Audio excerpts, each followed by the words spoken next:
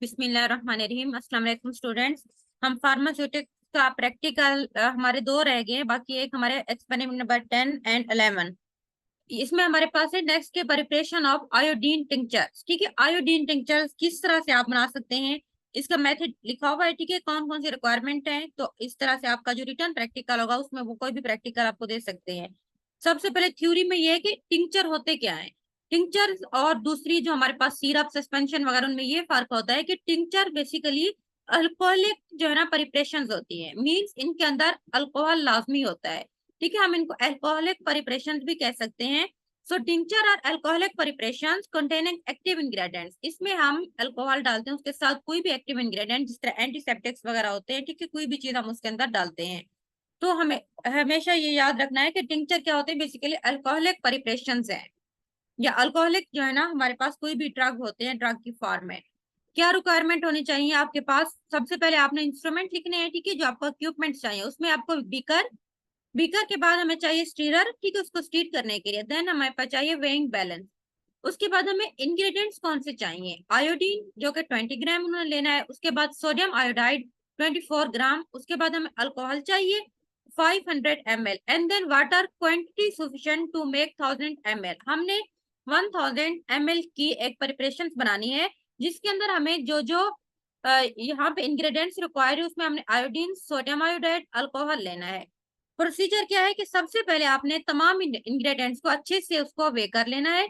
उसके बाद 20 gram iodine and 24 gram sodium iodide को आपने मिक्स कर लेना है 500 ml अल्कोहल के अंदर। बीकर के अंदर आपने इन तमाम चीजों को डाल के अच्छे से उसको स्टीर करना है, एंड देन आपने उसका वॉल्यूम मेकअप करने के लिए उसके अंदर प्यूरिफाइड वाटर डालना है, और आपने उसका 1000 ml तक वॉल्यूम कंप्लीट कर लेना है। इसके यूजेस क्या है कि एज ए एंटीसेप्टिक यूज होता है। ठीक है, किसी भी इंफेक्शन वगैरह को वॉश करने के लिए हम इसको यूज कर सकते हैं, बैक्टीरिया वगैरह को किल कर देता है। वेब में जो आपसे क्वेश्चन पूछ सकते हैं कि एंटीसेप्टिक क्या है। एंटीसेप्टिक मींस ऐसा हमारे पास सब्सटेंस जो कि माइक्रो ऑर्गेनिज्म, जिसमें बैक्टीरिया, वायरस वगैरह जो भी फंगस है, उसकी ग्रोथ एंड डेवलपमेंट को रोक देता है। कोई भी ऐसा सब्सटेंस जो कि बैक्टीरिया की, माइक्रो ऑर्गेनिज्म की ग्रोथ या उसकी डेवलपमेंट को इनहिबिट करता है, उसको हम एंटीसेप्टिक कहते हैं। उसके बाद ये टिंचर्स क्या है, वही टिंचर ऐसी मेडिसिन होती है जिसमें अल्कोहल लाजमी होता है, and then small amount of drug, जो एक्टिव इंग्रेडिएंट्स हमें चाहिए हम वो ऐड कर लेते हैं, तो हम उसको टिंचर्स का नाम देते हैं। देन हमारे पास है कि what is the concentration of alcohol in tinctures. Tinctures के अंदर अल्कोहल कितना होना चाहिए, alcohol concentration as high as 90% is use in tincture, क्योंकि बेसिकली हमारे पास ये टिंचर प्रिपरेशन है ना, तो इसके अंदर 90% तक हमेशा आपने याद रखना है कि एक स्टैंडर्ड कंसंट्रेशन होती है। आपसे वेब में पूछेंगे कि अल्कोहल टिंचर्स के अंदर अल्कोहल कितनी है, क्योंकि जो एलेक्सर्स होते हैं ना, एलेक्सर्स के अंदर भी बेसिकली वाटर एंड अल्कोहल होता है, लेकिन उसके अंदर जो कंसंट्रेशन होती है अल्कोहल की वो कम होती है।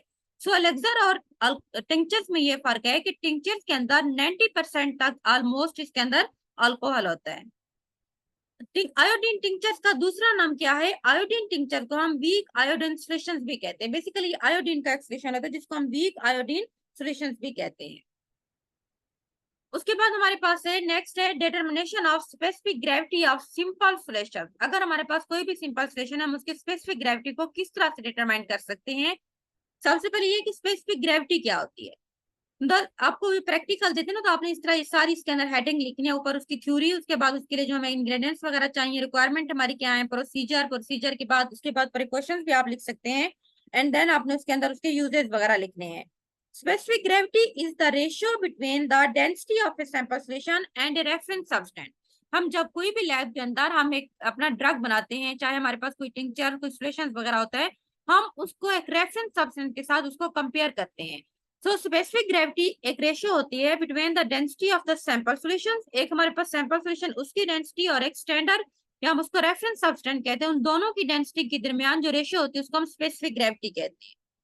अगर स्पेसिफिक ग्रेविटी का कोई यूनिट नहीं होता, क्यों, क्योंकि हमारे पास बेसिकली ये रेशियो है ना, तो सैंपल सॉल्यूशन डिवाइडेड बाय जो रेफरेंस सब्सटेंस, तो दोनों को हम आपस में जो डिवाइड जब करते हैं तो वो कट हो जाएंगे, तो इसका कोई यूनिट नहीं होता क्योंकि रेशियो में ये आ जाती है। उसके बाद हमारे पास है यूनिट। ठीक है, डेंसिटी क्या है, डेंसिटी का हमें पता है कि density is equal to mass per unit volume, mass divided by volume is equal to density.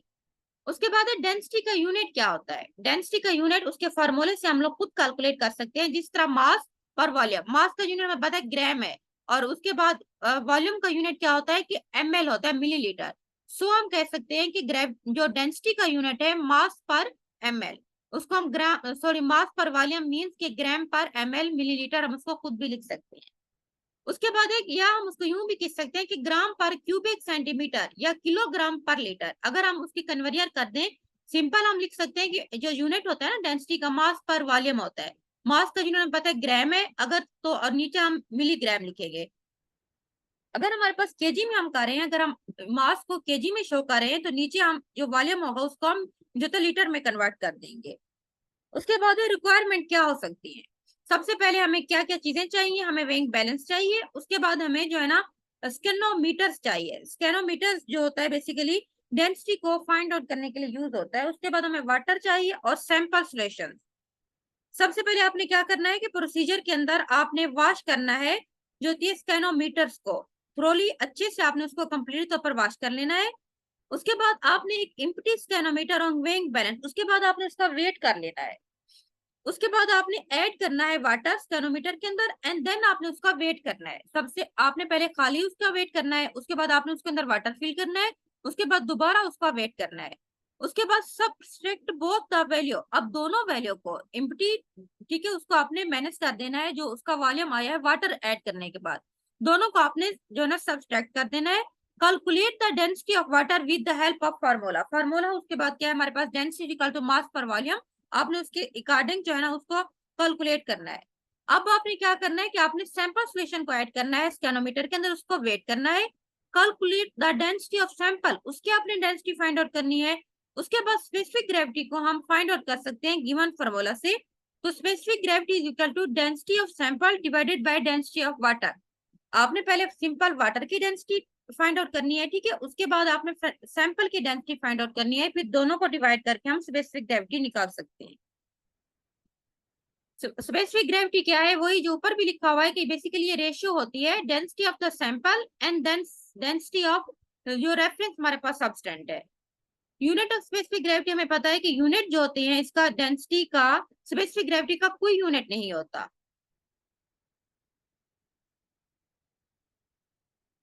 ठीक है, स्पेसिफिक ग्रेविटी का हमारे पास क्यों यूनिट नहीं होता, क्योंकि ये बेसिकली रेशियो है, तो इसीलिए हम कह सकते हैं इसका कोई यूनिट नहीं होता। Dominators and denominators are the same है, so they cancel each other.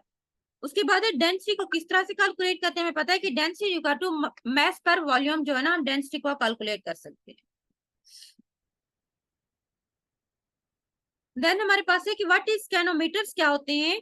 स्कैनोमीटर is a simple a bottle which can be precisely filled with a specific but not necessary accurately known volume. एक खास हमारे पास bottles होती है, ठीक है, इसमें आपको इमेज भेज देती हूँ, इसके अंदर आप उसकी तस्वीर लेके आप प्रैक्टिकल कॉपी के ऊपर लगा लेना। ये हमारे पास एक बोतल होती है जिसको हम जो है ना अच्छे से स्पेसिफिक जो है ना एक क्वांटिटी के अंदर हम उसको फिल करते हैं, जिससे हमें वॉल्यूम को फाइंड आउट करने के लिए यूज होती है। तो ये हमारे पास 11 प्रैक्टिकल थे, आपने अपनी कॉपी पे लिख लेने हैं, ठीक है, कॉपी आप लोग अपनी ले लो। तो जो पेंसिल पेज आपने बनाना है, तो उसके ऊपर आपने इस तरह लिखना है, और जो उसके ऊपर आप चाहे तो प्रिंट लगा लो, कलर प्रिंट लेके, ठीक है, या जो प्रिस्क्रिप्शन वाला हमने लिखा था आप किसी भी पेशेंट की प्रिस्क्रिप्शन उसके ऊपर पेस्ट कर सकते हैं। तो ये आप इस तरह अपनी कॉपी बना लेना। उसके बाद जिसको कॉपी में कोई चीज समझना है तो आप लोग पूछ सकते हैं ग्रुप में मैसेज करके। और प्रैक्टिकल इस तरह से होगा कि वो आपका भी जो बच्चों के हुए हैं ना, तो 30 नंबर के वो आपको रिटर्न प्रैक्टिकल देंगे दो। अभी उन्होंने लिखा सल्फर ऑइंटमेंट, ठीक है, उन्होंने अभी प्रैक्टिकल दिया था, उन्होंने आयोडीन टिंचर का प्रैक्टिकल बच्चों को लिखवाया है। जो फेज अभी 2 वालों के हुए हैं, सप्ली के आजकल हो रहे हैं ना, आज भी प्रैक्टिकल था फेज 3 वाले बच्चों के। उसके बाद उन्होंने तीसरा लिखवाया था कि सिंपल जो हमारे पास सल्फर ऑइंटमेंट है, ये वाला प्रैक्टिकल लिखवाया है।